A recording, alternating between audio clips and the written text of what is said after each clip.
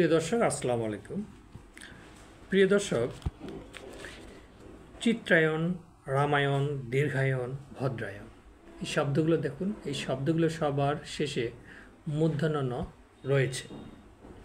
আবার আরও কিছু শব্দ দেখুন: নবায়ন, বিশ্বায়ন, দুর্বৃত্তায়ন, মূল্যায়ন এই শব্দগুলো শেষে দন্তান্ন রয়েছে। তাহলে বলুন, আমরা যখন লিখতে যাব তখন কখন দন্তন্য দেব আর কখন মূর্ধন্য ন দেব, প্রায়শই কিন্তু আমরা ভুল করে বসে থাকি। তাহলে আমাদের কাজ কি? আমাদের কাজ হচ্ছে সূত্রটা বা নিয়মটা জানতে হবে।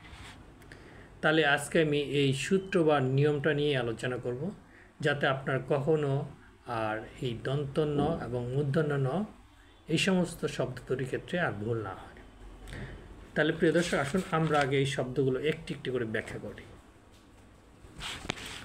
তার আগে আমি সূত্রটা আলোচনা করি। বানানের যে নিয়মটা, সেই নিয়মটা, এই নিয়মটা দেখুন, রি বা রিকার, রর আবার তিনটি আছে: র, রেফ, রফালা আর মূর্ধন্য ষ। তাহলে আবার বলি আমি, রিকার, র, রেফ, রফালা, মূর্ধন্য ষ এবং আর নয়ের মাঝখানে, ভালো করে বুঝুন, নয়ের মাঝখানে স্বরবর্ণ কবর্গ। কবর্গ কোনগুলি? ক, খ, গ, ঘ, ম এবং প বর্গ, প, ফ, ব, ভ, ম। অন্তস্থ অ, হ থাকলে মূর্ধন্য ন হবে। তাহলে আমরা জানলাম কি? রিকার, রেফ, রফালা, মূর্ধন্য ষ আর ন, এর মাঝখানে যদি স্বরবর্ণ ক বর্গ, প বর্গ, দুটা বর্গ, ক আর প বর্গ, অন্তস্থ হ, এর যদি থাকে তাহলে হবে মূর্ধন্য ন। আসুন এখন ব্যাখ্যায়। রামায়ণ এই শব্দটা দেখুন। রামায়ণ শব্দে প্রথমে আছে র, পেয়ে গেলাম আমরা র, শেষে আছে ন। মাঝখানে দেখি আমরা, মাঝখানে আছে কি আমাদের ম হচ্ছে কি? ম আর অন্তস্থ অ। তাহলে ম হচ্ছে আপনার প বর্গের বর্ণ, আর অন্তস্থ অ তো আমরা বললাম। তাহলে র আর নয়ের মাঝখানে কিন্তু আমরা দুটো জিনিস পেয়ে গেছি, একটা ম, একটা অন্তস্থ। তাহলে এখানে কি হবে?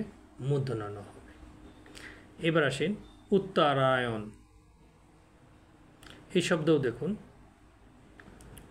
র, তারপরে আছে অন্তস্থ অ, র আর নয়ের মাঝখানে অন্তস্থ অ আছে, তাহলে এখানে হবে মূর্ধন্য ন।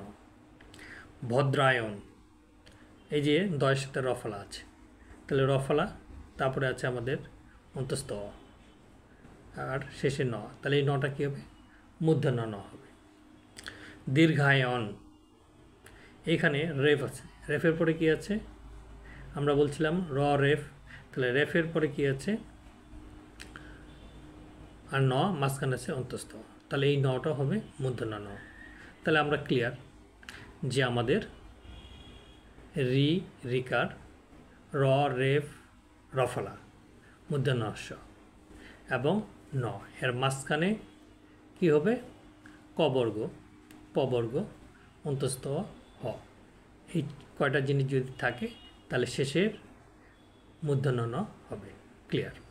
আর বাকি সব জায়গায় কী হবে? দন্তন্য হবে। আসুন দন্তন্য এর খেলে। নবায়ন এই শব্দটা দেখুন, রি, র, স নেই, তাই এটা কী হবে? দন্তন্য দিয়ে দেব। দুর্বৃত্তায়ন, এখানে রিকার কিন্তু আছে,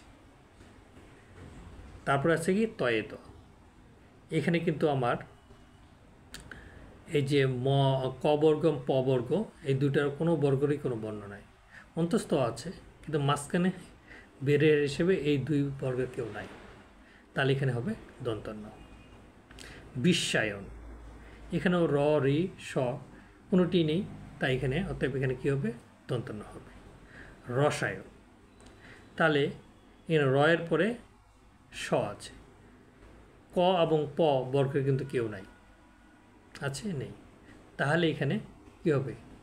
অন্তস্থ আছে, কিন্তু তার আগে কিন্তু আবার ইয়ে আছে, কী আছে? ক বা প বর্গের কোনো বর্ণই নেই, তাহলে এখানে কী হবে? দন্ত ন হবে।